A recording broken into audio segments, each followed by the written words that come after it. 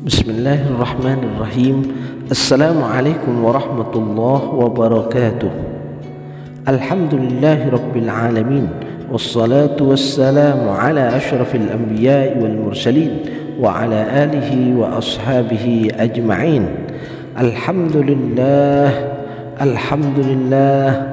Ashhadu an la ilaha illallah wa ashhadu anna Muhammadar Rasulullah. Alhamdulillah sahabat, doa hamdalah yang dirahmati Allah Subhanahu wa taala. Kita bisa berjumpa lagi di sini. Semoga sehat semua ya. Ini ada sebuah cerita kisah nyata yang pernah dialami oleh tokoh ternama, yaitu Ari Ginanjar. Saat beliau membuat pembangunan menara 165, saat itu terhenti di lantai 4 sebab dukungannya habis, uangnya habis, tidak ada apa-apa lagi, tidak ada satupun yang mendukung saat itu.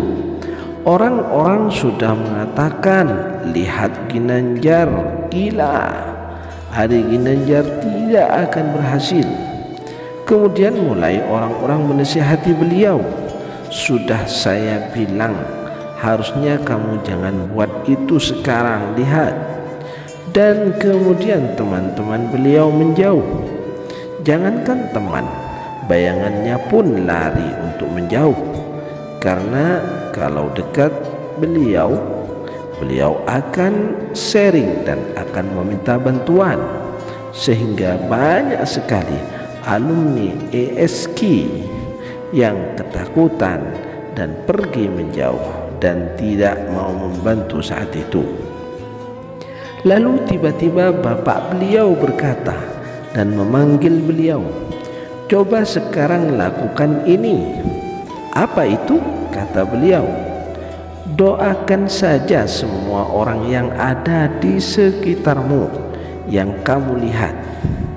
Tukang bakso, supir bis, tukang sayur, orang-orang miskin, orang-orang susah, siapa saja yang kamu lihat, kamu doakan. Lalu beliau mulai berdoa. Beliau tidak peduli, pokoknya melihat orang beliau doakan.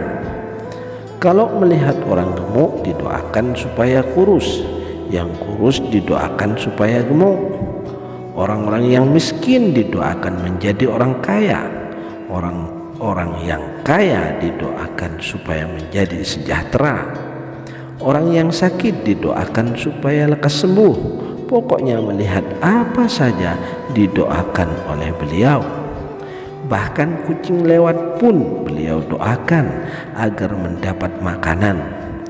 Lalu tiba-tiba di sebelah kanan jalan raya menuju menara 165 ada sebuah gedung yang nasibnya sama dengan beliau, hampir menjadi kuburan tua atau mungkin rongsokan batu dan besi. Setiap hari beliau doakan, berdua dengan bapak beliau. Setelah 2 tahun, tiba-tiba ada 1 orang mulai bersih-bersih, besoknya 2 orang, 4 orang, dan akhirnya mulai banyak orang kerja. Gedung yang milik orang yang beliau tidak tahu siapa yang punya gedung itu, kemudian tiba-tiba selesai saat yang bersamaan. Menara 165 selesai 25 lantai dan masjid di puncaknya yang katanya menjadi masjid tertinggi nomor 2 di dunia. Beliau ingin menyampaikan ini, bahwa kita sebagai seorang manusia harus senantiasa berpikiran positif, senantiasa mendoakan orang lain, dan jangan berpikiran negatif. Setiap melihat apa saja doakan, atau ketika melihat orang berdoa, aminkan. Intinya jangan pernah berkata negatif, jangan pernah berpikiran negatif, jangan pula bahkan berbisik negatif. Jadi jangankan mulut, hati pun selalu positif. Nah, itulah rahasia yang Ari Ginanjar lakukan hingga saat ini. Dia menjadi orang yang sukses dan kaya raya. Percaya atau tidak, semua kebaikan-kebaikan yang datang, keburukan-keburukan alhamdulillah terhindar. Sangat luar biasa, bukan? Amalan ini sangat sederhana dan mudah dilakukan. Jadi tetaplah berpikir baik, melakukan hal yang baik, pasti akan datang hasil yang baik. Segera saudara amalkan dengan penuh keyakinan dan tetap berpositif thinking. Wa akhiran, semoga bermanfaat. Wassalamualaikum warahmatullahi wabarakatuh.